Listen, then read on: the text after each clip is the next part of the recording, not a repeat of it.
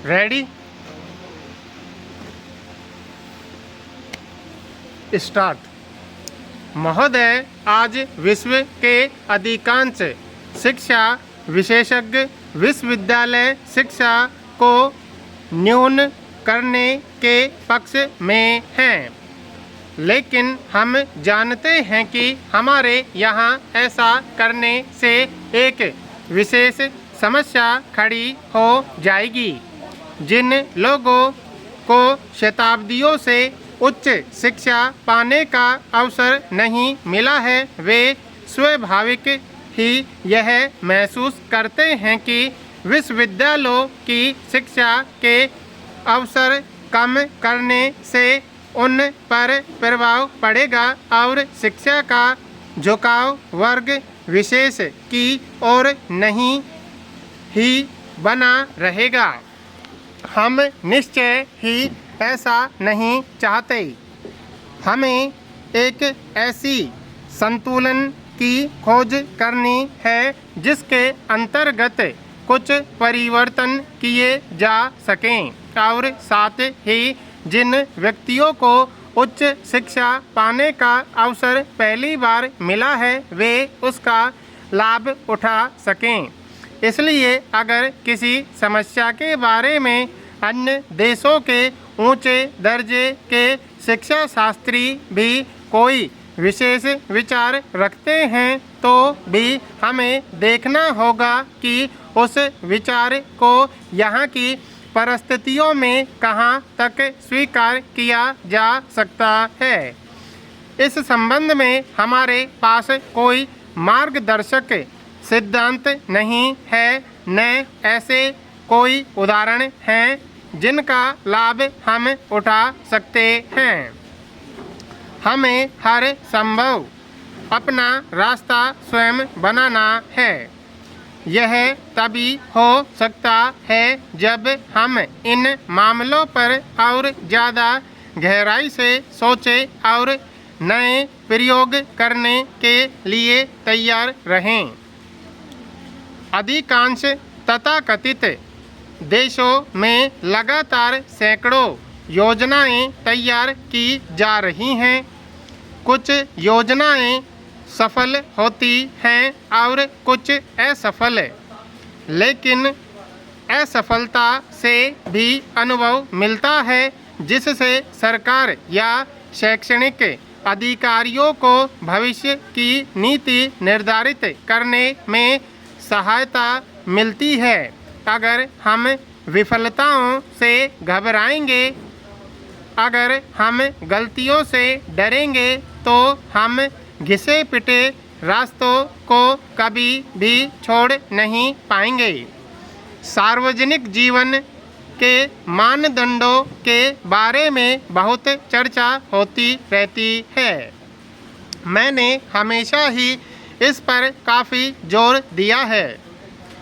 अगर हम भारत को एक विशेष राष्ट्र बनाना चाहते हैं, अगर हम उसे विशेष स्थान होने का श्रेय देना चाहते हैं तो हमें सभी क्षेत्रों में मानदंड ऊंचे रखने होंगे, चाहे सार्वजनिक जीवन हो या निजी जीवन।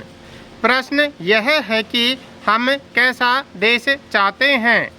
निजी जीवन और सार्वजनिक जीवन को एक दूसरे से अलग करके देखना बहुत कठिन है।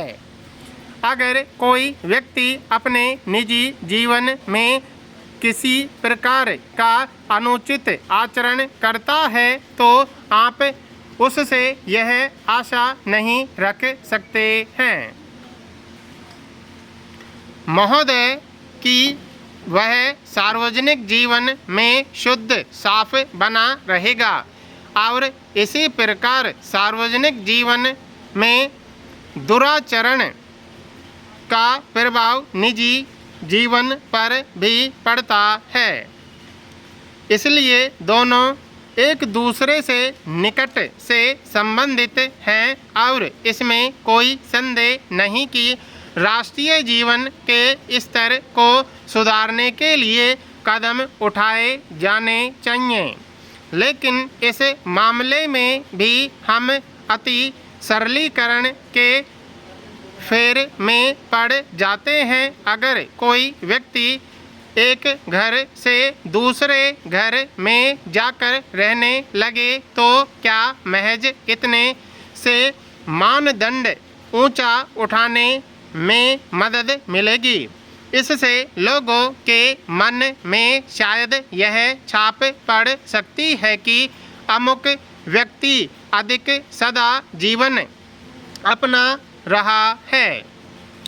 मैं ऐसे लोगों को जानती हूँ कि जिनका जीवन क्रम बहुत सादा है, लेकिन बैंकों में उनके बड़े बड़े खाते हैं। मैं यह नहीं निर्णय दे रही कि यह अच्छा है या बुरा। मैं कहना यह चाह रही हूँ कि हम एक ही बात को लेकर न बैठ जाएं। मानदंडों का संबंध बहुत व्यापक बातों से है। हमारे देश में सादगी और सरलता अवश्य होनी चाहिए। मैं निजी तौर पर न केवल कर्तव्य भाव से बल्कि शैली के नाते भी सादगी को पसंद करती हूँ। जो चीज़ सादगीपूर्ण है वह कहीं ज़्यादा प्रभावी होती है और अधिकांश विश्व बहुत हद तक इस विचार को अपनाता जा रहा है। लेकिन हमारी कुछ शब्दावली वास्तविक सादगी की परिचायक नहीं है। उदाहरण प्रस्तुत करने की दिशा में सरकार की जिम्मेवारी कहीं ज़्यादा है, लेकिन दूसरों का भी दायित्व होता है। विपक्ष की भी कोई जिम्मेवारी है। मानदंडों का संबंध केवल इस बात से नहीं होता कि आपका रहन सहन कैसा है, बल्कि इससे भी होता है कि आपका बोलना कैसा है, आपके कार्य कैसे हैं और आप बाहरी दुनिया में कैसा आचरण करते हैं। कुछ विपक्षी दलों ने सोच विचार के बाद यह निर्णय लिया है कि मेरी सभी सभाओं में गड़बड़ी पैदा की जाए। लेकिन क्या यह लोकतंत्री तरीका है? क्या इससे आप जनता को सार्वजनिक जीवन के ऊंचे मानदंड सिखाएंगे?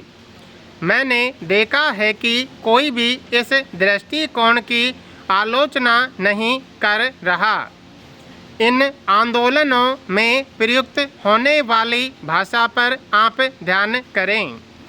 क्या माननीय सदस्यों ने यह जानने की कोशिश की है कि क्या कुछ कहा जा रहा है? मुझे आशा है कि आप सभी पक्षों पर विचार करेंगे।